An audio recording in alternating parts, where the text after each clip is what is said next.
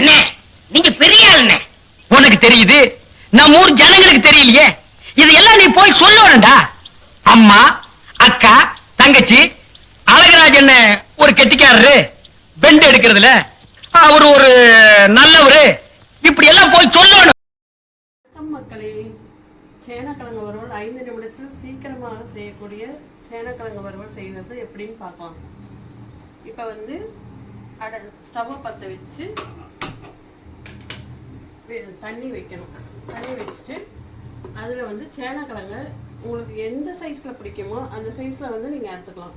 இந்த இப்படியா இருக்கலாம், இப்படியா இருக்கலாம், இந்த மாதிரியா இருக்கலாம், எப்படி வேணால் அறுத்துக்கலாம், அவங்கவுங்க இஷ்டம். இப்போ வந்து இந்த சேனக்கிழங்க வேக வைக்க போகிறோம். இதில் வந்து உப்பு போட்டுக்கணும், தேவையான அளவு உப்பு இதையே போட்டு வேக வச்சிடணும்.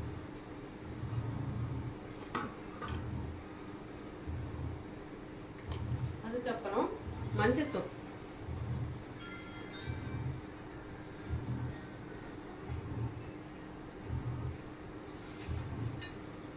மஞ்சத்தூளும் போட்டு தண்ணி சேனக்கிழங்கு மூழ்கிற அளவுக்கு தண்ணி வைக்கணும். தண்ணி வச்சு வேக விடணும். அரை வேக்காட்டில் எடுத்துடணும். வெந்து இட்டுட்டு கொஞ்சம் வெயிட் பண்ணலாம், வேகிற வரைக்கும் வெயிட் பண்ணலாம். அது முன்னாட்டிக்கு இஞ்சி பூண்டு பேஸ்ட்டு 2 ஸ்பூன், வரமிளகா தூள் 2, கார்ன்ஃப்ளவர் மாவு 2 ஸ்பூன், இதை இஞ்சி பூண்டு பேஸ்ட்டு, இதை 3ஐயும் ரெடியாக எடுத்து வச்சுக்கணும். அது வெந்ததுக்கப்புறம் இறக்கி இதை கலக்கி ரெடி பண்ணி வச்சுக்கணும். வச்சுட்டு தோசைக்கல்லில் ஒன்றா போட்டு எடுக்கணும். குழந்தைங்க இதை வந்து ஸ்நாக்ஸாகவும் சாப்பிட்லாம், சாப்பாட்டுக்கும் சாப்பிட்லாம், ஸ்கூலுக்கு எடுத்துகிட்டு போனாலும் சீக்கிரம் சாப்பிட்ருவாங்க. அதனால் இது வந்து எல்லாருக்கும் பிடிக்கும் இந்த டிஷ்ஷு. நீங்கள் வந்து இதை ஒரு முறை செஞ்சு பார்த்தீங்கன்னா உங்களுக்கே தெரியும்.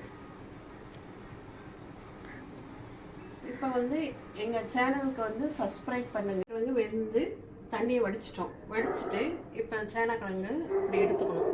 தண்ணி வடித்தது தனித்தனியாக எடுத்து வச்சுக்கணும். எடுத்து வச்சுட்டு இஞ்சி பூண்டு பேஸ்ட்டு, அப்புறம் மிளகாத்தூள் 2 ஸ்பூன், கார்ன்ஃப்ளவர் மாவு 2 ஸ்பூன் எல்லாம் போட்டு பெரட்டணும்.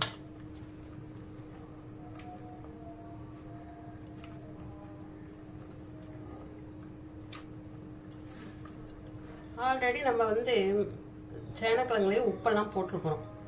உப்பு போட்டு தான் வேக வைக்கிறோம். உப்பு மஞ்சள்தூளும் போட்டு வேக வைக்கிறோம்.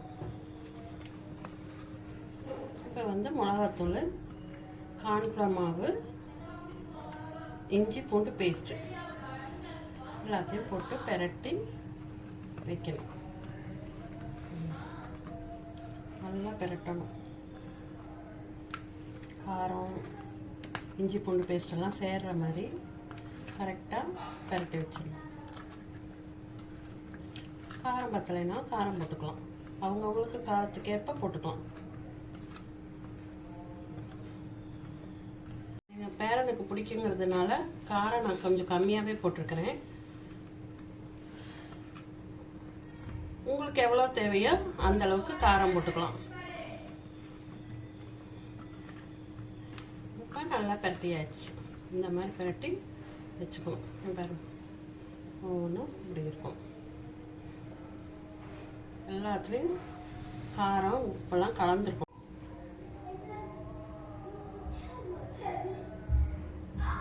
பற்ற வச்சு தோசைக்கல்லை வச்சு இப்போ வந்து நம்ம வந்து வடச்சட்டிலெல்லாம் எண்ணெயில் போட்டு பொரிச்சு எடுத்தோம்னாக்கா குழந்தைங்களுக்கு, பெரியவங்களுக்கு எல்லாத்துக்கும் ஆயில் சேராது இப்போ இருக்கிற சூழ்நிலைக்கு. அதனால நம்ம வந்து தோசைக்கல்லில் போட்டு எண்ணெய் கொஞ்சம் கொஞ்சமாக விட்டு விட்டு திருப்பி திருப்பி போட்டு போட்டு எடுக்கிறோம். இது கல் கொஞ்சம் காயட்டும்.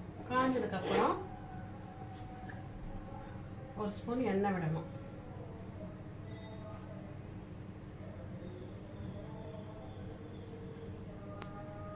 எண்ணெய் விட்டு வச்சிடணும். கல் சூடு ஏறணும். சூடு ஏறினா சேனக்கிழங்க பொரிக்கணும். வச்ச சேனக்கிழங்கு வந்து தோசைக்கல் சூடானதுக்கப்புறம் 1 ஸ்பூன் எண்ணெய் விட்டு சூடானதுக்கப்புறம் ஒவ்வொரு சேனக்கிழங்கா இது வைக்கணும்.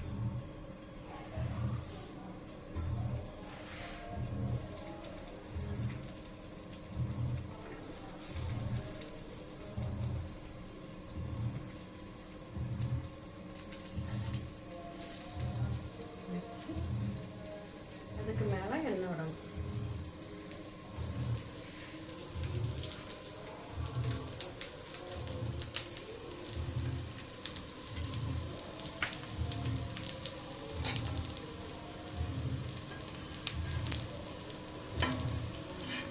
நவுத்தி விட்டு திருப்பி போடணும்.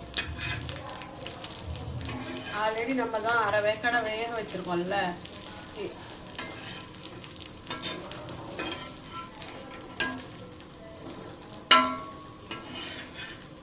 உப்பு காரம்லாம் சேர்ந்து சேனக்கிழங்கு வறுவல் ரெடி. இதை வந்து எடுத்து தட்டில்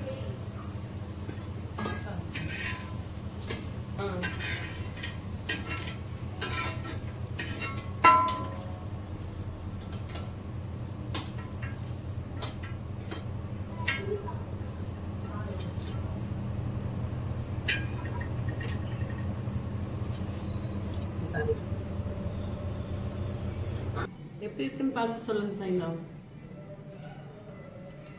சூப்பரா இருக்கு. சூப்பரா இருக்கா? சூப்பரா செஞ்சிருக்கேன். செஞ்சிருக்கேன் சரி சரி. லைக் பண்ணுங்க, ஷேர் பண்ணுங்க, சப்ஸ்கிரைப் பண்ணுங்க, பெல் டிங் டிங். ஒரு சின்ன குட்டி கதை சொல்லிட்டு கிளம்பு.